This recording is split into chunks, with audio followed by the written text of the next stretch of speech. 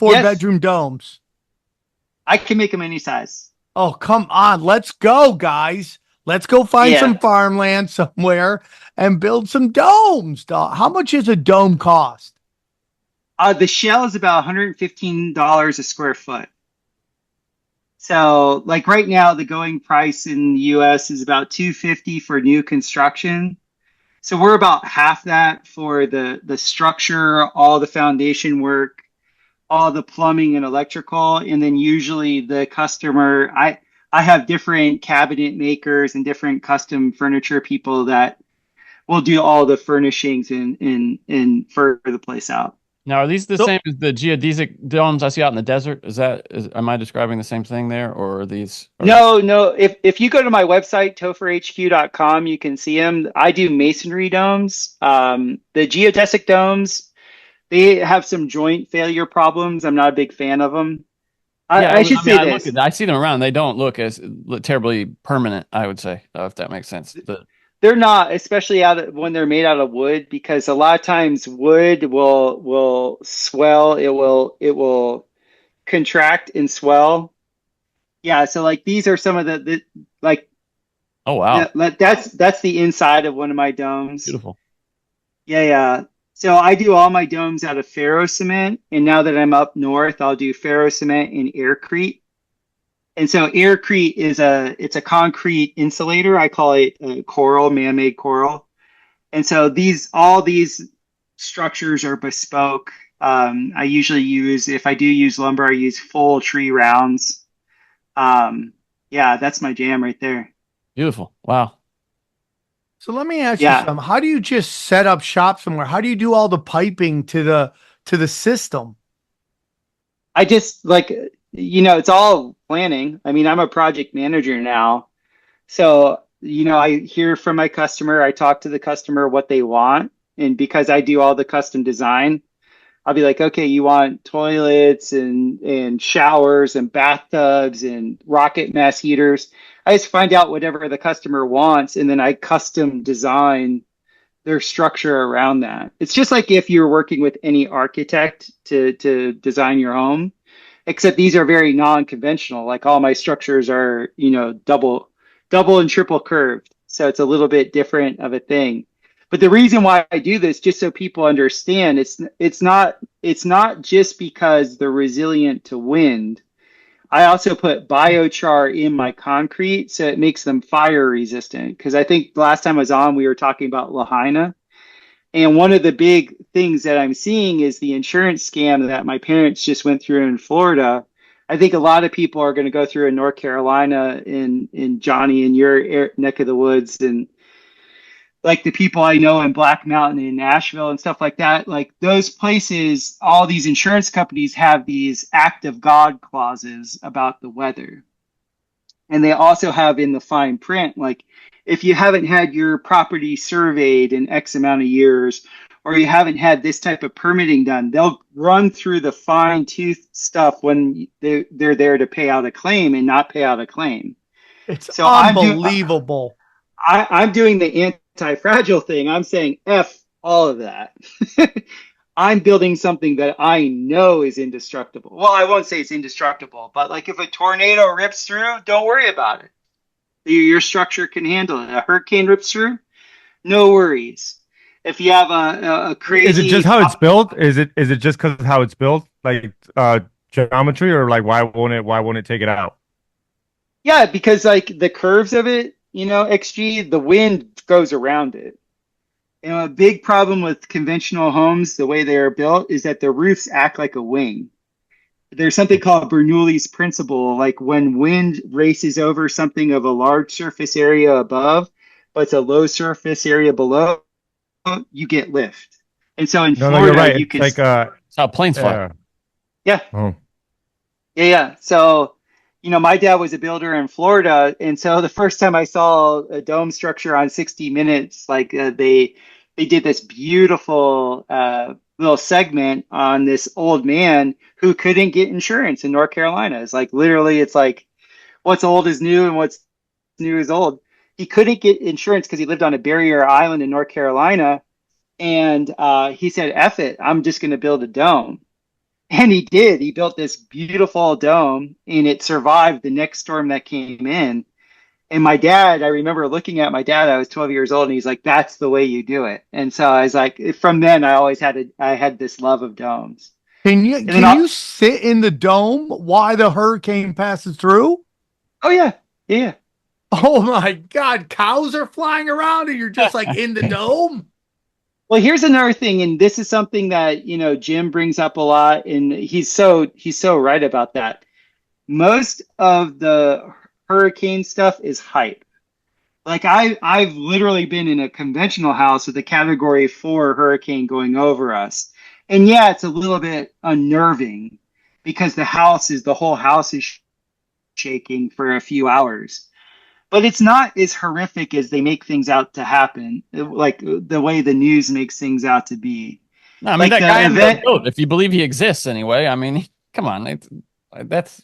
I love that, I was Johnny. in a If you single- I believe was he in a- exists. I like that. I was in a that. single wide trailer for Hurricane Hugo as a very small boy, and I mean, nothing happened to it, and that yeah, was devastating, especially to the coast. Don't get me wrong, but it's just there aren't cows flying around. That's more of a yeah, tornado anyway. But yeah, that's tornadoes. And I've actually been in the middle of a tornado too, and that was actually quite an enlightening experience. oh, really? But Tell me like, about that. Wait, wait, I have dreams about them all the time for some reason. Was that accidental, or did you know a tornado was coming? You're like, let me test out my dome. it was completely accidental. No, it was when I was a kid. I was my senior year in high school. It was 1993 in Fort Lauderdale, Florida. We had really bad weather that year. And so I think the first 3 or 4 games of our season, we practiced indoors all the time. And this particular day, the weather seemed to be nice. So we were so stoked to go out there and practice. And I was a field goal kicker and punter. And that day, I go out into the field and I'm punting these bombs. I'm just bombing them. And what I'm noticing is my quarterback is catching them, and then he's throwing them back to me. Now I'm kicking the ball consistently like 60, 65 yards every time, which was abnormal. That wasn't my norm. And my quarterback, he had a good arm, but he didn't have a 65-yard arm, and he's throwing them back to me. And then I'm looking and I'm watching all the other guys on the field, and when they're running, they look like they're chariots of fire. Everybody is just perfect in what they're doing. And then I'm noticing, like, when I'm looking at the football, I could see every grain and every stitch on the football. And I was just like so perfect in what I was doing. Next thing I know, I hear my coaches, they're yelling and screaming. They're pointing up at the sky and they're blowing their whistles. And they're like, get off the field. Get off the field. And so we all start running off the field. And the second we cross the track, because our football field was right in the middle of our track, we could feel the wind. And we're like, what? And then we looked up, and this tornado was dropping down, and the circumference of the tornado was pretty much the circumference of our track. So by the time we got to the metal shed where we were going to be safe, this tornado came down, and we watched it, and it must have gotten within like 5 or 6 feet of the track, and it never touched. It just bounced. It bounced right down the road. It bounced right down Sunrise Boulevard, and it destroyed a bunch of shops and stuff like that down the road. But literally, that energy that you experienced. What was that? low pressure. Oh, that's It's all. so cool. Yeah, that energy of like the reason why we were all so relaxed and so good at what we were doing. It would be like, I've never done a float tank, but imagine being in a float tank of air. Yeah, Like I've done it. that super low pressure that was there, it just took all the weight off my consciousness, and I wasn't thinking. It was like I was in the zone. Fascinating. And like, if you've ever been in the zone, it's just like you do things without thinking about it. You're just so good at what you're doing. It's just happening. And so that was a very unique situation. Dr. Judy Wood, she like interviewed me a bunch about that because she You know how to get a hold of her? You've had her on, right? No. Do you know how to get a hold of her? She hasn't been responsive as of late. Yeah. Because we had a really good relationship there for a while. You've love had to her have on though, her haven't on. you? No, she's like, I have not got her on. And then there's Oh that man. one chick that's super, she's just like, I forget what her name is, but Samantha something. Samantha, fuck. Blair? No, Samantha, I forget what her last name is, but dude, she's a wild one. She's talking about like them hacking your everything. It's just like they can just hack you from the air. Oh, And I believe that. I believe that. I want to get Yeah. her on, but it's like Hack so hard to yourself? get some. Well, yeah, they could hack you, Your mind. hack everything, your DNA, your everything. Wow. Okay. Sounds horrible. Yep. Yeah, of course. Dude, we're dealing with sorcerers, like black and magic sorcerers. Like you can Havana also syndrome. put up. Yeah, it's like Havana syndrome. They can do that way better now. If Havana syndrome's kind of old, they can would do that way better. Yeah, I think like I might like we were talking to Johnny, like these robots that I think they're rolling out right now are the flip phone of robots. Like they're just like the basic robots that they're willing to give us. That the real robots they have, whatever is at DARPA, is like way beyond what But we're getting right now. We're getting the Friendsters. Well, and we talked about this on Cash Days, but if Elon is afraid of AI, like he says he is, why is he giving it a body? Do you know what I mean? Like, what? Because Johnny, you happening? keep believing in Eon. No. I mean, obviously, Well, that's why I'm asking the question. I'm pointing out his hypocrisy in asking the question. Of course, it doesn't make any sense. If he was really Elon's like that meme with the Chinese kid who has like a boot on his head, and then you pull back and it's his hand in the boot, putting it on its own face. That's Elon. Well, because Elon's logic is if he doesn't, someone else will. Period. Which is the road to hell is paved with if I don't do it, someone else will. It's always that all the time because it's I'm true. not sure he's right. He's the richest man in the world, if you believe that. I And don't. who else would have the means to do it? You know, I mean, I don't believe that but he's at one of all. the few people for whom that's not true. You know, like he might be the only person who can do a number of things on the whole planet. I don't believe that at all. At Yeah, all. Elon. He's probably like a politician or something, really, like Putin or something like that. Putin or like these old banking families that nobody knows their real names. Yeah, and That's who I think are That's these true. ancient Phoenician, Babylonian families. sitting on diamonds and gold. They're just so beyond rich. Well, We don't even even with that, understand it. even with that, they're like most of them are vacuous, emptied vessels through trauma. It's the powers and principalities. It's the spiritual forces that work through them. The cool thing is like you can invoke your own spiritual protection at any moment. You know, the angels are at your beck and call. You can bring them in. You know, you just have to know that it's up to you. God helps those who help themselves. Like you have to invoke it. It is a free will universe. Yes. And it's almost like I say this all the time, the movie Lost Boys. You have to invite them in for them to Right. come in. Right. And that's what I'm saying is like that's why educating like your podcast is so important. Mine is too, is Thank in you. the sense that it's important because once you've seen the magic trick, you can't be fooled by it. Yep. So you're not going then at that point, you're not going to give your consent unless you're just lazy. They need your consent. This is a consent-based universe. There is natural law. There is contract law. And if you flat out are like, no, I don't consent, and you know your jurisdiction with your creator, there's very little that they can do. So crazy to me. Just Yeah. so crazy to me. Everything's just so fucking crazy, dude. So when are you guys going to make the jump to somewhere else? When are you going to make Dude, the move? I think about it all the time. I'm so addicted to this California weather. I just got to figure out where I want to go and deal with seasons. And then once I feel like that, dude, I am open. Dude, I'm dead serious. I'm open to a dome, dog. You give me 5 rooms so I can give the kids each their own place.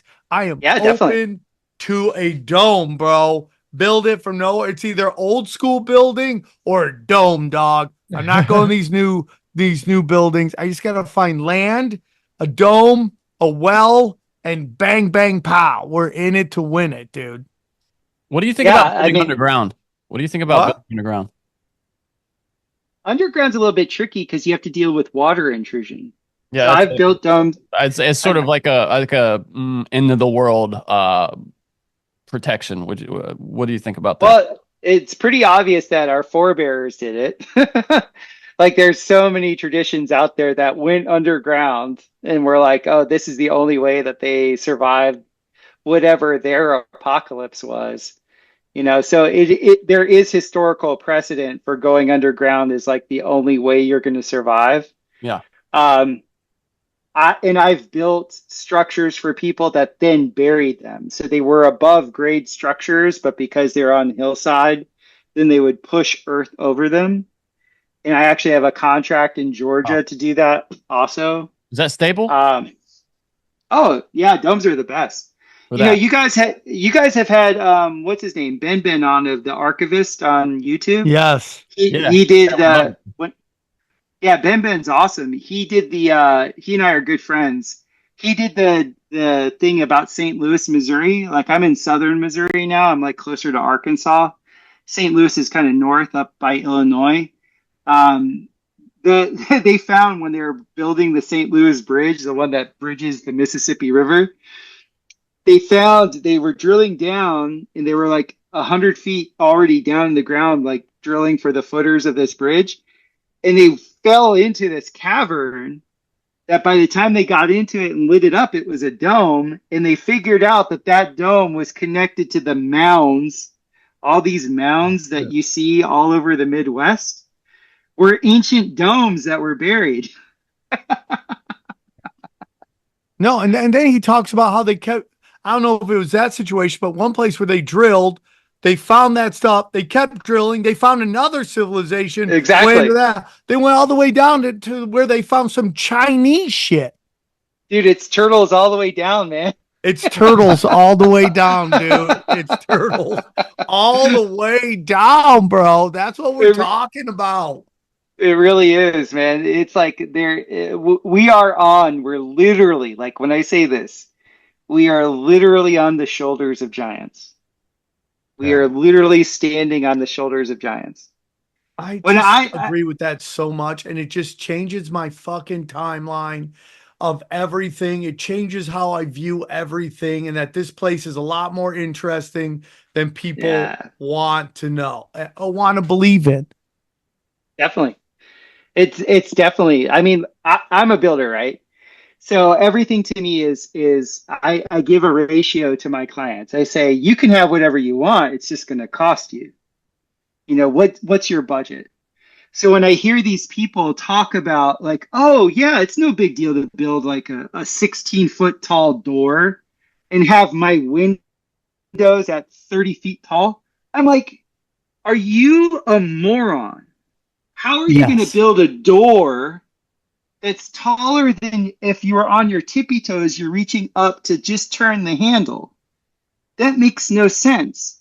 Why would you put your windows that high? And you're saying that there was just such an abundance of heating that to fill the volume of a room that's 30 feet tall, you know how much heat, like you know how long you'd have to be burning the fireplace that you had to retrofit in the building in the first place to heat something of that volume? Like people don't think. These structures, a lot of these structures that we're told were built by, the forefathers of America while they were fighting a two-front war, you can get the F out of here. There's no way. There's no way. Because just their mass, just the mass that goes into these buildings.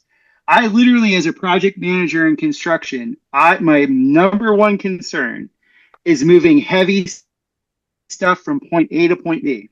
What I have to do just to bring in 16 yards of concrete is I have to have a road that can handle 30,000. Wait up. You're telling me you can't do that with horses? No, that's my point. Like, in these buildings that I'm building are super light comparative to these other buildings that people are saying were built in a year or two. No, it's not true. Oh, hey, Topher, let Corey. me ask you something. Are you a spiritual man at all? Yes, absolutely. What do you have a certain belief system? Oh, yeah, yeah. Yeah, What are you? I love Christ. Okay. Now, So yeah, me too. do I believe that the way it's been, the historical depiction of Jesus Christ is what they say it is? No. I agree with But that. I do see I'm learning to read the Bible like an alchemist because I have alchemist friends. And there's like 7 ways that you can interpret anything. And in alchemy, like the Bible as an alchemist text is like bar none the best alchemy text out there if you know the symbology and what they're talking about. I'm also into astrotheology because I actually map stars for my clients. Like there's so many things that when I'm designing a building for people, I get into their astrology, I get into the vastu of them, like into what is good for their particular relationship to the astral plane. All that type of stuff goes into a lot of these structures because these domes are resonant structures, so you kind of have to have your shit right because you can resonate in a negative way too, right? And all resonance doesn't mean it's good.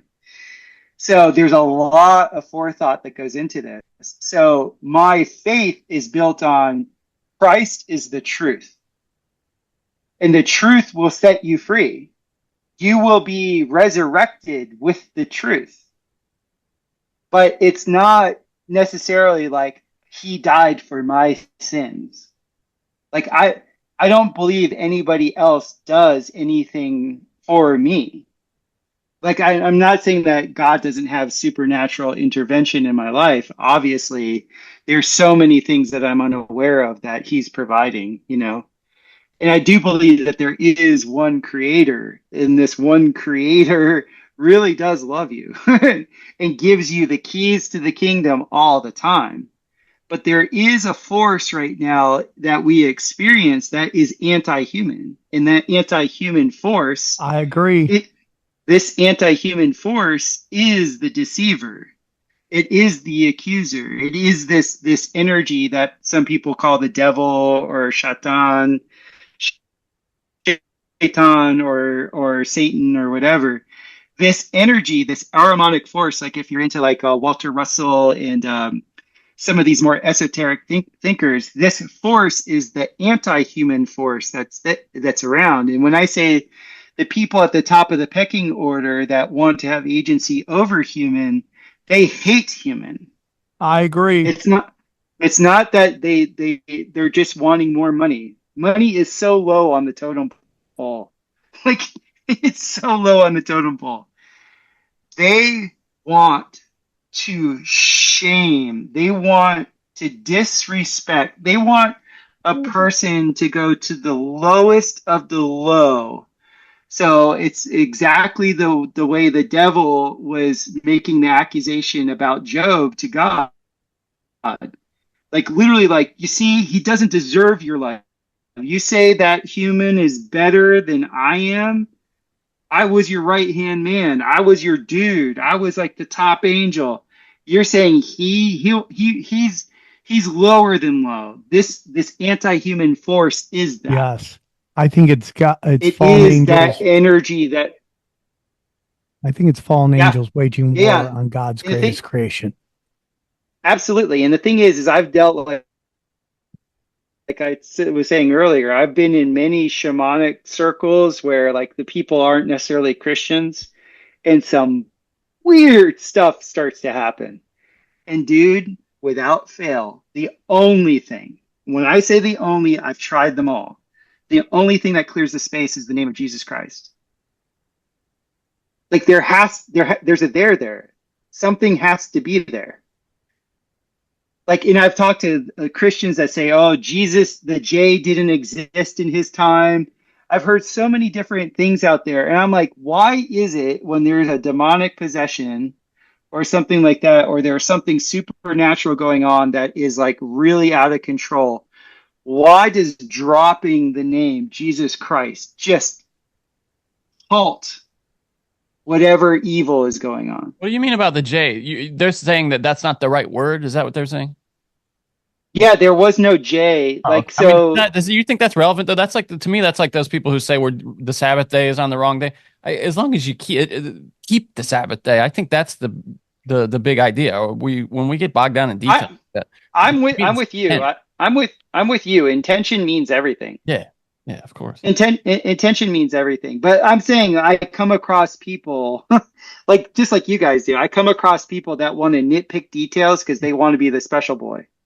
Yeah, Right? totally. I Yeah. mean, and that's what I mean. If anything, that's what Jesus was most again. I mean, during his life, he spent. Precisely. Yeah, I mean, the Pharisees were bogged down in the details of uh lifestyle, from the Old Testament, and that's why Yeah, New Covenant. they were totally legalistic, and that's exactly what Jesus Christ did. He said, like, it's not about being legalistic. It's not about knowing. And that's sort of my problem with the gnosis people, like the Gnostics, is because they think it's about knowing shit. And I'm like, why did Jesus Christ say to enter heaven you have to be as a child? He was saying that because when you look at children, they can touch joy. Joy only happens when there's trust. So this whole thing, I think, is about trust. My cosmology, because my podcast is a cosmology podcast, my cosmology is about instilling trust. Because when you fully trust, then you're in jurisdiction with your creator, you're in jurisdiction with God. And then everything is like you have the faith of a mustard seed. You can move mountains. Like it's all given to you. It's just all about trust. Because what's the most said saying in the Bible? Fear not, fear not, fear not. It's said over 300 times. Obviously, that was the thing. When you're in fear, you're not in trust. Yep. So that's where I'm coming from. Well, dude, I love this episode. I am thinking about I'm gonna text you my number or email you my number so we can stay in touch. I am interested in a dome for sure. I'd love to make a dome happen. I just got to figure out where I want to set up shop. How about Cali? Have you made one in Cali? Has anyone ever asked for one out That's here? actually where I trained. I trained in Hesperia, California, in northern LA. Like I think Okay. it's LA County. Hesperia is out by Joshua Tree National Park. How's the red tape in California compared to other states? It's the worst. That's why I went there to learn. Because once you learn their system, that's what I use for my footers and my stem walls. I can get passed anywhere. I got passed by the Costa Rican College of Engineers. So I'll take my buildings anywhere in the world. That's why my mentor, Nadir Khalili, went to LA County to set up his school. He was an Iranian man, and he went to LA County because they had the most stringent building codes in the world. And he said, if my system can pass here, it will pass anywhere in the world. And that's why I went there to his school. All right. Well, I'm totally down. One more time, Christopher, tell them where they can find you. Check me out at topherhq.com. That's my website. But all my pods and like Instagram, Telegram, it's all biocharisma. That's biochar-isma. So at some point, I'd like to talk to you about soil and all that good stuff because that's a big part of what I do. And yeah, so it's biocharisma on YouTube, Instagram, Telegram, all that stuff.